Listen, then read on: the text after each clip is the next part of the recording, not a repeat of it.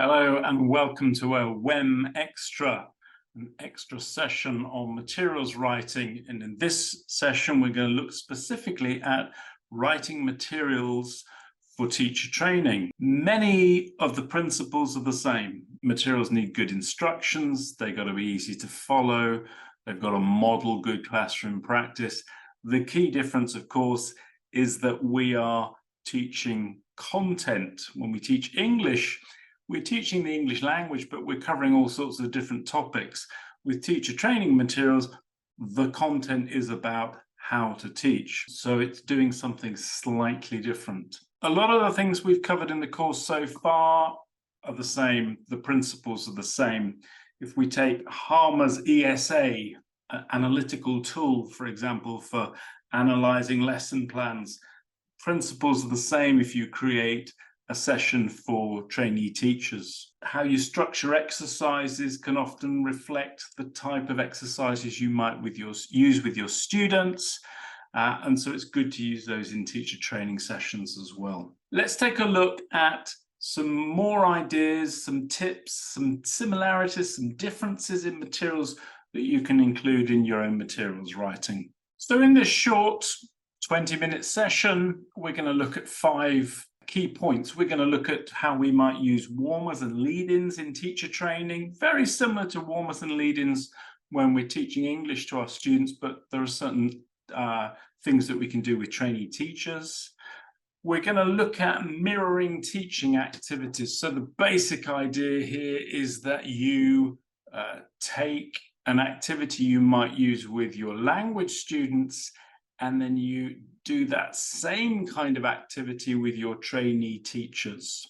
So they're experiencing what it's like for the students, but they're also learning about teaching. Modeling activities. By modeling activities, I'm thinking about how we might present good models of teaching, present good practice in teaching. And we're going to look at that as a technique as well. We're also going to look at something specifically called loop input. If you've worked in teacher training a lot, you'll have come across the term. It originated by Tessa Woodward in her book, Loop Input. The book that is out of print now, but it's a term that's gained currency in teacher training a lot. And we're going to look at what a loop input piece of material would look like. And then finally, the previous 4 have all been materials that we might use for input sessions, for workshops, for presentations. The last one is a specific area, observation tasks, classroom observation tasks, and tasks for reflective practice. These require a lot less in terms of materials. Less is more, but they still have to be designed. Okay, so now we've seen on the course how the importance of starting with an engage activity or a way of leading in to get everybody's interest. And it's true for language students.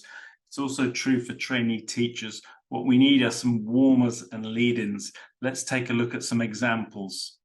One thing that we often do is emphasize the importance of images in our materials. And if you look at a lot of materials written for language students, they often start with a picture. And I think that's often true for teacher training. Pictures can be a great way to kick off a session, and it can be quite abstract. So what I've done here is just choose a picture of a forest. I've taken it from Unsplash, but it could be a picture of all sorts of things. It could be a picture of scaffold on a building. It could be a picture of a present or a gift wrap box, for example. And then one way would be to use a phrase like is, like, because. Now, you could start off your session, if you were doing a session on classroom management, or you were writing some materials for teacher training on the classroom management, you could do something like, classroom management is like a forest because the teacher has to lead the rest of the students through the forest and create a path. Now, what you do is you show the picture and you ask the trainees in the room maybe to work in pairs or on their own to complete a sentence, and just think about what classroom management is like and how it's like a forest. As I say, it doesn't have to be a forest. It could be a building. It could be skyscrapers. It doesn't matter as long as it's an image that's going to provoke a response. But that's one way to use images in your materials. Here's another activity. This is from a real piece of material that I wrote, and the training session was focusing on business English and English for work, and it was showing teachers who had experience of teaching general English, but they were going to be asked to teach business English and English for work, and they were quite nervous about it. They would say, well, I don't know anything about business, or I haven't worked in enough companies. How am I going to teach it? And so this lead-in was really just to get them to think about, actually, in general English, we teach a lot of phrases that could be used in the world of work or even in the world of business English. So I just took 7 sentences from different course materials, and they had to put them on a scale. And I find a scale is always a good way to start off the session. It's a visual tool, and it gets trainee teachers thinking about the topic of the session. So, for example, in number 1, the phrase, how was your journey? Feasibly, that could go in many different places on the scale. You might teach it in a general English class, but it would also be useful in a business English class. So trainees might put the number on a different part of the scale. And obviously, there's no correct answer. If number 2, we've met before, haven't we? At a conference, I think, maybe that's English for work, maybe business English. Less likely to be taught in a general English course book. And certainly number 3, the business invests around 25% of its turnover back into research. That's the kind of thing we'd expect to see in business English. But the aim here is for the trainee teachers to start thinking about language and the different ways that it might be used in the business English context, and also to show them that they don't have to be scared of the language. Here's one more example of a warm oral lead-in, a poll. This is particularly useful if you're running an online teacher training session. This was a poll that I gave some teachers a few years back now, because it was about mobile learning. It was just when we were all starting to think about using mobile phones in the classroom. I just designed this little bit of material as a poll in the online platform. Nowadays, teachers often use things like Mentimeter, and there are other poll kind of apps that we can use. Or if you were designing a worksheet, you could just have the lead-in question to encourage the group to maybe complete a survey or ask each other questions. So as you can see, warmers and lead-ins, they're simply there to engage. The principles are the same. It could be a photo, could be a poll, could be a task like a scale, might even be a video clip. All the principles you apply to warmers and lead-ins with student materials, you can apply them to teacher training. Okay, now let's look at some more activities. These are what I would call mirroring teaching activities. The idea behind mirroring a teaching activity is you take the type of activity that you give your language students.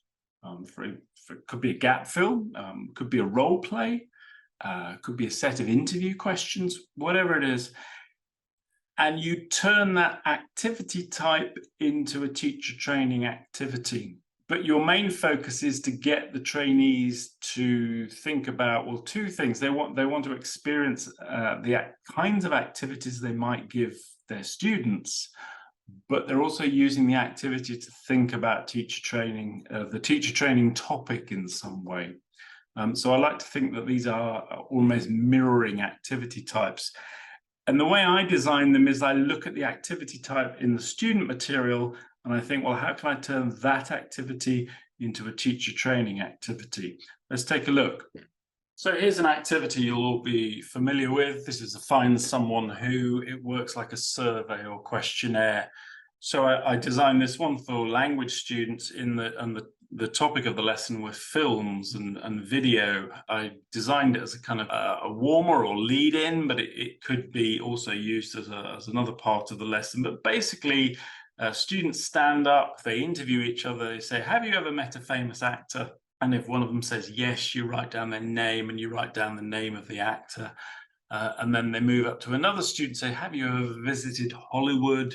They say yes or no. If they say yes, you write their name down, and so on. Very nice, good activity to get speaking going, gets energy levels up. You can mirror this activity in teacher training. So here's another one that I designed for teachers at the beginning of a teacher training course. So this was an intensive course over a few days. I needed a warmer to get so that teachers started to get to know each other at the beginning of the course. And like the other activity, they'd go up, but they'd say, have you got a favorite grammar item to teach? Or do you prefer teaching listening to reading? And they'd answer yes or no, and they'd find out more about each other. So that's a very simple activity of what I would call a mirroring activity that might be good as a warmer or a lead-in. Let's look at another activity that you might use sort of during the session. So this was a ranking activity I use with students.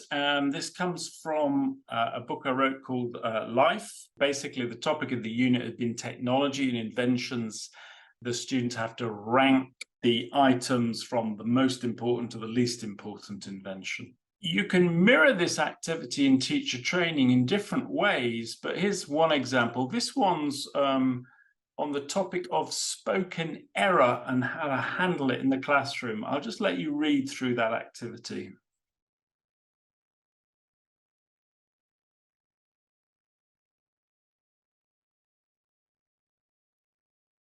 So as you can see, I've basically taken the same activity, the ranking activity idea that we had for inventions, but I've turned it into a discussion activity on the topic of spoken error. It's doing a couple of things here. It's introducing different ways in which we can correct spoken error, which is useful for the trainee teachers to learn about. But they can also, if they're more experienced, they can reflect on their own experience of using these different techniques and discuss how effective they are. But all I'm doing here is taking the basic teaching activity and turning it into a training activity that's helping me write my material. And I'm illustrating the kind of practice teachers might do in the classroom, but within the context of getting them to talk about teaching. Here's one more. You might be familiar. I like using them a lot with students. Board games.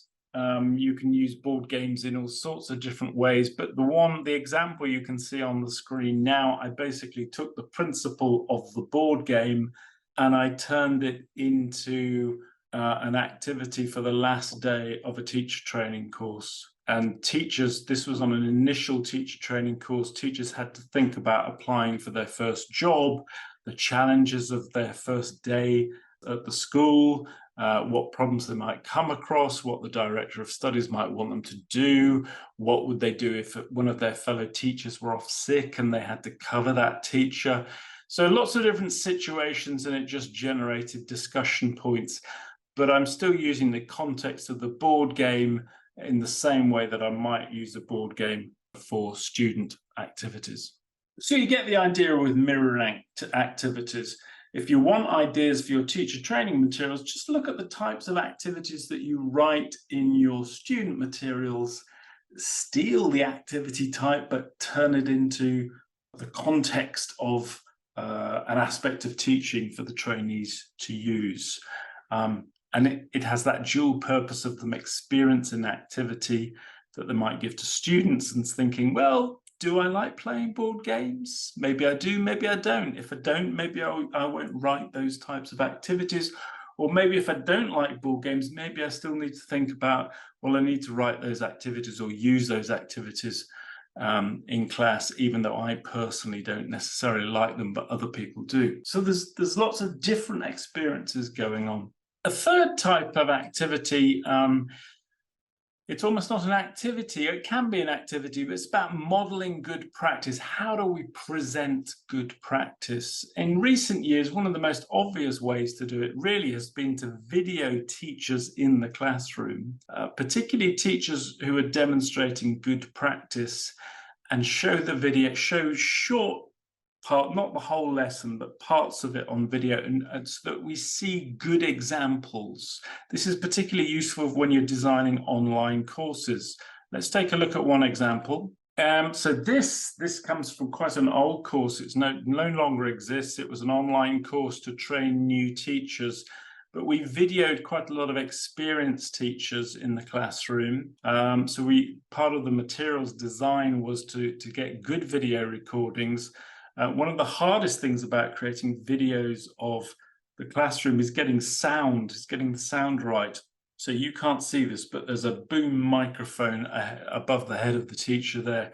And then we had to move the boom microphone around the heads of the students to pick up what they were saying as well.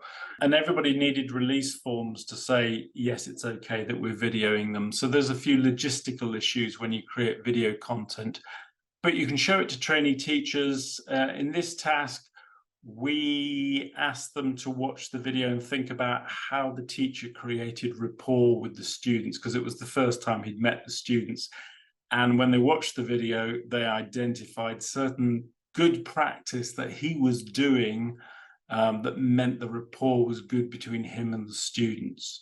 So that's what I mean by a modeling activity. You're just presenting them with good practice. Another way to do it actually is to show a good version and a poor version. In fact, this material you can see on the screen I've used in teacher training sessions on writing materials, particularly when I'm introducing how to write a basic gap fill. And exercise A there contains lots of errors or examples of bad practice, and exercise B contains examples of good practice, and the trainees have to compare the two exercise types and identify why exercise B is better than A and what can we learn from it. That's another alternative to designing modeling activities. And just one more.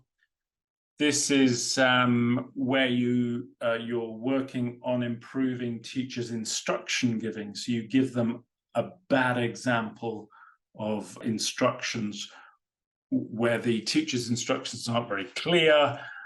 So in this text here, you can pause the video at this point and read it if you want to, but it's basically a set of poor instructions. The teacher hasn't thought through the instructions. So in the material, I scripted it out, and then the task is for the trainees have to turn it into a set of good and clear instructions. So they're basically deleting all the fillers and the false starts in the language until they get a nice clear set of instructions, and it makes them think about how we give good instructions in the classroom. Okay, so we've looked at warmers and fillers, we've looked at mirroring activities and modeling activities. And in particular, I've emphasized this idea of taking activities we write for students, the types of materials we write for students, the types of exercise, you reusing them and turning them into teacher training activities. Somebody who does this particularly well with a long reading list on the topic of teacher training, and who's produced lots of ideas. If you want to know more about writing teacher training materials and teacher training, read the work of Tessa Woodward. But she first coined the term loop input, and loop input takes things a step further in terms of modeling classroom activities and thinking about the process, but also thinking about the content. The best way to demonstrate loop input is to do it. Let's take a look. So as I say, loop input is about content and process.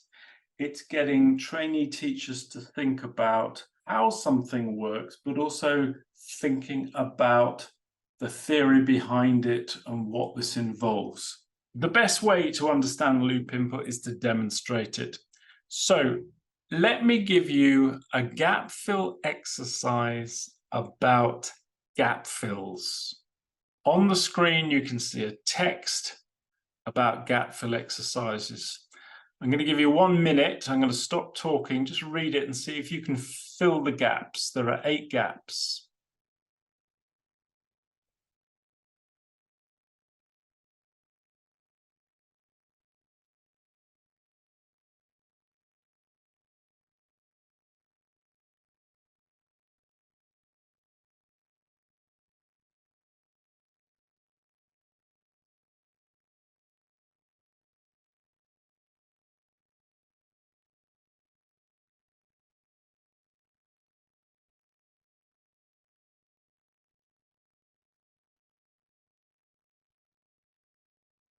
Okay, and here's the answer key. Now, you might have guessed other words which were correct. You might have gap filled it in different ways. The point is that what this exercise type is doing is two things. You're experiencing the process of the gap fill, you're experiencing what it's like for the students, but at the same time, you're dealing with the content, which is what are gap fills, why are they useful, how do we use them in the classroom? So you're dealing with that text, but also you're experiencing the process. Now, the thing is with loop input, and Tessa Woodward stresses this, you have to kind of get your head around it because you're doing it and you're finding out about it. And then after you've done it, you have to kind of unpack it in your head. But when you're writing it, it's actually a really useful piece of your armory in your teacher training materials. And it works very well with certain topics. Like here, it obviously works with the gap fill text. It works quite well with dictation. If you're doing a teacher training session on dictation, I often start by reading out a text about how dictation works, and students write it down. You can also use it in skills lessons. For example, I did a session on listening skills, and I wrote like a lecture on listening skills, and I asked everybody to listen to my lecture. And you know, in teacher training these days, lecturing's a bit unfashionable, but it kind of works in this context. So I wrote a lecture on how to teach listening skills. So the lecture was about listening skills, and then I had the trainees make notes on what I was saying. So what we were doing was, because the focus was particularly listening skills for English for academic purposes, the teachers wanted to think about how they could help students with the lectures they attend. So the topic was, we were looking at ways of supporting students to develop their note-taking skills and their listening skills and develop note-taking strategies. So I looped it by having the teachers experience what their students go through. So we did the activity, they listened to me do the lecture, they took their notes, and then afterwards they reflected on what it was like.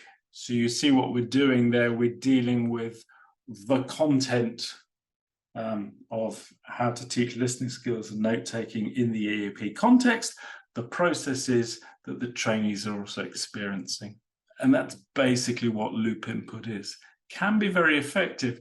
When you first learn about it, there's a danger that you almost overuse it, because it takes, Tessa Woodward talks about a bit of decompression time afterwards. It's like coming up from deep sea diving. You just need to sort of breathe a bit and unpack what is it you've been through. You have to think about that content, think about that process, but very effective in terms of materials design, and nice to put in now and again into materials for input sessions. Okay, and the fifth area we're gonna finish on is writing materials that encourage reflection and lesson observation. If you've ever done a teacher training course, either run one or been observed, you'll be familiar with the idea that there's an observation form that the observer fills in, or there's a reflection form with questions that you have to respond to afterwards. As a materials writer, there isn't much text you need to produce, but you do need to design well-written forms, well-written questions that will encourage meaningful responses. And it's not all about text, it's also about visuals. Let me show you what I mean. So in front of you, there's a classic example of a lesson observation form, which the materials writer teacher trainer has created to give to trainee teachers when they're peer observing someone else. So maybe they're observing one of their colleagues, and the materials writer wants them to focus on key areas that the teacher and the teaching. So what do they think the aims and objectives were they achieved? What was the learning process? What were the outcomes and so on? Then they want them to focus on error correction. So there's a couple of questions about errors, and also on motivation, and then thinking about the lesson that follows.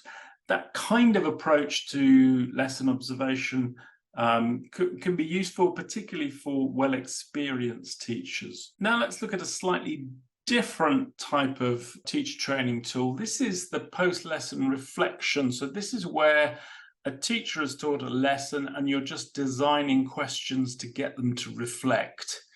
So how do they think the lesson went? What do they feel pleased about? What surprised you? What might you do next time? Those kinds of very focused questions, quite simple, straightforward to write, but very useful to give to a teacher to get them focusing. I think they're also useful if you've written a worksheet for a whole teacher training session, like a 90-minute session. It's really useful to develop your question asking skills. And often at the end of the worksheet, if I've written a worksheet on classroom management or something, the final exercise 9 or 10 on my worksheet might say, now get into pairs, reflect on the session, ask each other these questions. So the questions might be, what's your biggest takeaway from today's session? What do you think the biggest challenges for classroom management in online teaching? What's one area that you think you personally need to work on? Those types of questions, but that reflection type question format can be useful both after a lesson, but also at the end of the input session. So it's another useful tool for the materials writer. And just to finish off, when you design materials for teacher training, they don't always have to be text-based. I like to use, particularly in lesson observation, I like to use scales quite a lot. This is a typical part of material I might give to trainee teachers or people when they're observing each other. This kind of scale, so the horizontal axis represents the length of the lesson. So minutes, could be 45 minutes, could be 90 minutes. And then on the x-axis, you've got this sort of sense of increasing. It goes from 1+ up to 3+. And you can use this format for all sorts of different things. Typically, if you were observing and you wanted your trainees to think about how much the teacher is talking and at what stages of the lesson, you might just say to them, observe the lesson and draw when the teacher's talking a lot and when they're talking very little. And so you get this kind of, the teacher there is obviously talking a lot at the beginning of the class, not much during the first half. After that, they're kind of monitoring. There's a little bit of feedback halfway through, then the teacher goes quiet. And then at the end of the class, the teacher's talking a lot, presumably maybe giving feedback on a speaking task or something like that. What's nice about that kind of visual tool is that instead of writing it all down, with text and then feeding back, you literally can show a teacher a visual representation of what they did. You can have a similar graph showing the moments in the lesson when they corrected errors, or the moments in the lesson when all the students' heads were up and attentive, looking towards the board or to each other, and all the moments when their heads were down in the lesson, that sort of heads down, heads up, heads down kind of movement. So when you design your materials, at the beginning I said, don't forget to bring in photos for your warmers and fillers. And at the end, I'd say, don't forget to, again, use visuals and encourage the use of visual images in your materials, like graphs, charts, scales, photos as well. It also looks good if you create a teacher training worksheet, it's a nice way of making the worksheet look less dense. So it's not just all text, it actually includes visuals. So to sum up this WEM Extra session, we looked at materials for warmers and lead-ins in your teacher training materials, activities where you're mirroring language learning activities and turning them into teacher training activities, or activities that model good or poor practice, maybe contrast practice. We looked at loop input activities, nice way to add variety to your materials design. And then we looked at tips and ideas for reflective practice, observing lessons, peer observation, self-observation, self-reflection. Obviously, there aren't as many materials around for teacher trainers, but if you want examples of materials written for teacher training, there's my book on the left, which I wrote nearly 10 years ago, A Practical Introduction to Teacher Training in ELT. Some of the examples I've given in this session were taken from that book. And then another book that I was series editor on, ETpedia Teacher Training by Beth Millier-Lee and Nicholas Northoll, packed full of ideas for teacher trainers, but also the photocopyable section at the back. It illustrates some nice ways of designing materials for teacher training. You'll see the link at the bottom there to Pavilion Publications, where you can find out more about those two titles if you're interested in them.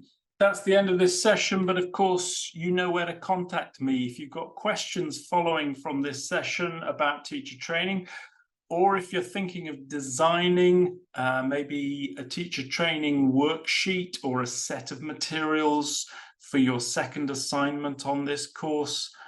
You can get back to me with ideas, get back to me or Kath about the types of things you're thinking of doing. And hopefully I've given you a few extra ideas in this session of how to turn those materials towards training teachers.